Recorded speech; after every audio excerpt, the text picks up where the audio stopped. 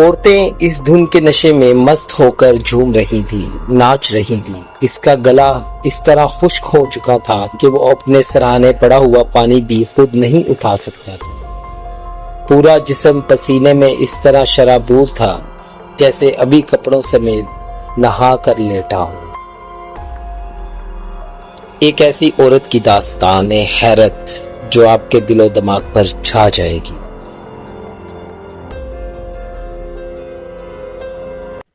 سورج اپنے پورے جوبن پر آب و تاب سے چمک رہا تھا۔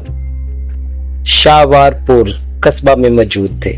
بچے، بوڑھے، عورتیں، مرد سبھی کھیتوں میں موجود تھے۔ سب کے چہرے پر سے پسینہ اس طرح بار بار ٹپک رہا تھا جیسے بار بار نکلنے پر اسے اجر ملتا ہو، لیکن سب لوگ ہی پرجوش انداز میں اپنے اپنے کاموں میں گم تھے۔ وہ لوگ پچھلے پورے 15 دن سے اس کام میں مشغول تھے۔ آج ان کا کام مکمل ہونا تھا۔ گندم کی کٹائی ختم کرنے کے بعد انہیں ڈھیروں میں تبدیل کرنے کا کام باقی تھا۔ جیسے ہی ڈھیروں میں تقسیم ہونا تھا، گاؤں میں مقابلہ لگنا تھا کہ کس کا ڈھیر سب سے زیادہ ہے اور کون گندم کی سب سے زیادہ مقدار کا مالک ہے۔ چودھری وقار احمد بستر المرگ پر تھے۔ ان کے 2 بیٹے تھے، بڑا بیٹا جلال احمد اور چھوٹا بیٹا جلیل احمد تھا۔ جلال اور جلیل کی تربیت چودھری وقار احمد نے بہت اچھے سے کی تھی اور تنہا کی تھی۔ دونوں بچوں کی والدہ نے ان کے بچپن میں ساتھ چھوڑ دیا تھا۔ جلال احمد کی سوچ کچھ اوباش قسم کی تھی۔ وہ بس بیٹھے بٹھائے باپ کے پیسے اور جائیداد کو اکیلے اپنے ہی نام کروانا چاہتا تھا، جبکہ جلیل احمد کی سوچ ہرگز ایسی نہ تھی۔ وہ ایک سادہ لو اور نیک انسان تھا، گاؤں والوں کے لیے کچھ اچھا کرنے کی سوچ رکھتا تھا۔ دونوں کی سوچ کو مد نظر رکھتے ہوئے مجبوراً وقار احمد کو یہ طریقہ اپنانا پڑا کہ انہوں نے فیصلہ کیا کہ اگلے سال دونوں بھائی اپنی علیحدہ علیحدہ فصل بوئیں گے اور جس کے کھیتوں میں سے گندم کی مقدار زیادہ نکلے گی اس کے بعد اس جائیداد کا وارث وہ ہوگا۔ جلال احمد کی خامی یہ بھی تھی کہ وہ اپنے سے زیادہ دوسروں سے مدد لینے پر انحصار کرتا تھا۔ اپنا کام وہ خود سے کم ہی کرتا تھا۔ اپنے پالے ہوئے موٹے طاقتور ہتھ کنڈے بھی ہمیشہ سے استعمال کرتا تھا۔ جلیل احمد نے باپ سے کہا بھی تھا، ابو جان جیسا بھائی چاہتے ہیں آپ ویسا ہی کر دیں، میں نہیں چاہتا کہ ہم لوگوں کی تکرار ہو۔ باپ کے فیصلے کو بدلنے کے لیے اس نے ہر حربہ آزمایا تھا، لیکن انہوں نے صرف ایک بات کہہ کر چھوٹے بیٹے کو چپ کروا دیا تھا، بیٹا میں اپنے بچوں کے ساتھ ناانصافی نہیں کروں گا۔ اس وقت بھی جلیل احمد مسجد میں عصر کی نماز کے بعد مسجد کے ٹھنڈے دھلے ہوئے فرش پر بیٹھا تھا۔ مسجد کے امام صاحب اسے یوں چپ چاپ بیٹھا دیکھ کر اس طرف آئے۔ کیا بات ہے بیٹا، کچھ پریشان لگ رہے ہو؟ وہ اس کے سامنے بیٹھے ہوئے بولے۔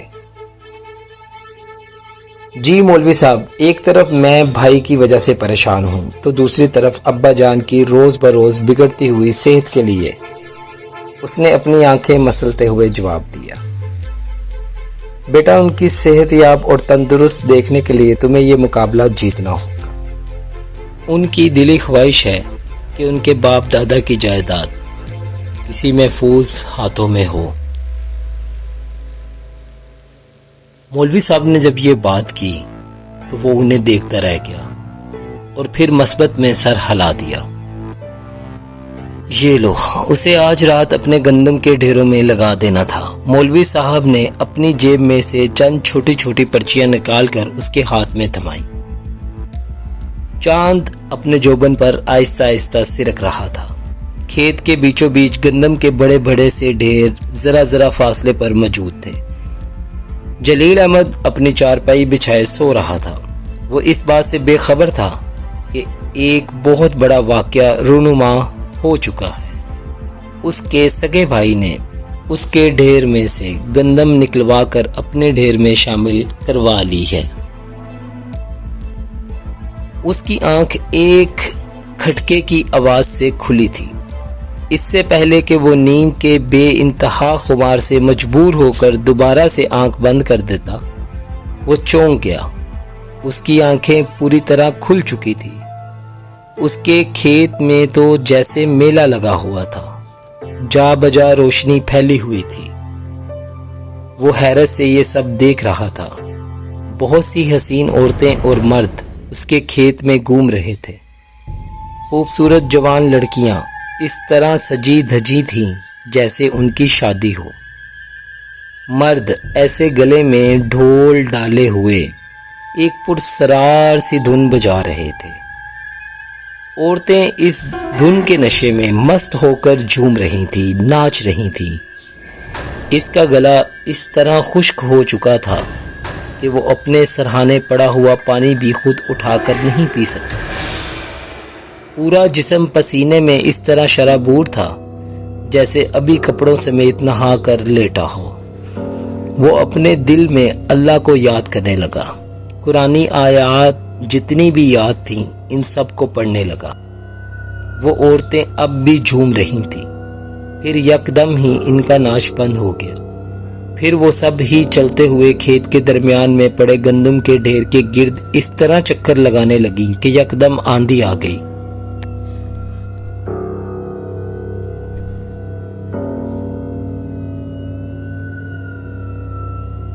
اور مٹی ہر طرف اڑنے لگی۔ پرانی آیات کا ورد اب بھی اس کے لبوں پر جاری تھا۔ پھر اچانک ہی آندھی تھمی تو وہاں سے سب کچھ غائب تھا، البتہ اس کی محنت کا ڈھیر اب بھی اپنی شان و شوکت کے ساتھ کھڑا تھا۔ اسے فوراً مولوی صاحب کی بات یاد آئی۔ بیٹا، اسے گندم کے ڈھیر میں اس طرح لگانا کہ نظر نہ آئے کہ یہ کیا لکھا ہے، اس میں برکت ہوگی انشاءاللہ۔ لیکن یہ ہے کیا؟ اس نے حیرت سے پوچھا تھا، اور ساتھ ہی کھول کر دیکھا تو سب پر بہت ہی خوبصورت انداز میں بسم اللہ لکھی گئی تھی۔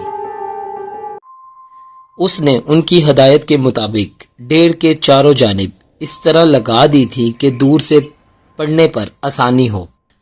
وہ اللہ کا شکر ادا کر رہا تھا کہ اللہ نے اس کو اس کی محنت کا پھل دیا ہے۔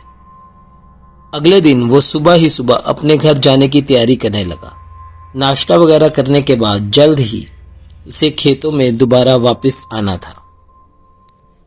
ابھی وہ گھر کی جانب ہی جا رہا تھا، اس نے ایک نظر بھائی کے کھیتوں کی جانب دیکھا تو وہاں پر ایک بڑا سا ہجوم لگا ہوا تھا۔ وہ حیرت زدہ سا ہوتا ہوا اس کی طرف بڑھنے لگا اور ہجوم چیرتا ہوا بھائی کے پاس جا پہنچا تو وہ سر پکڑ کر بیٹھا تھا۔ کھیتوں میں گندم کے ڈھیر کی بجائے کچھ مقدار ادھر ادھر بکھری ہوئی تھی، اور اس کے بیچوں بیچ ایک بڑا سا رکا لگا ہوا تھا جس پر لکھا تھا، تحفہ نایاب کے لیے شکریہ۔ خوف کے باعث اس کی آنکھیں حیرت سے پھیل گئی۔ مطلب اس کا بھائی خود رات والے حادثے کا شکار ہو گیا تھا۔ مولوی صاحب کا یہ الفاظ اس نے آخری بار سنے تھے۔ اپنا حصہ لینے آئے تھے وہ، اور لے کر چلتے بنے۔ اس کے بعد وہ خود ہوش و حواس سے بیگانہ ہوتا چلا گیا۔ تو ناظرین گرام، دھیان رکھیے گا، اللہ تعالیٰ کی طرح دوسری مخلوق بھی اپنا حصہ انہی جگہوں پر لینے آتی ہے۔ کیا آپ بھی تو کبھی اس حادثے کا شکار نہیں ہوئے؟ ہیلو فرینڈز، امید کرتا ہوں آج کی سٹوری آپ کو پسند آئی ہوگی۔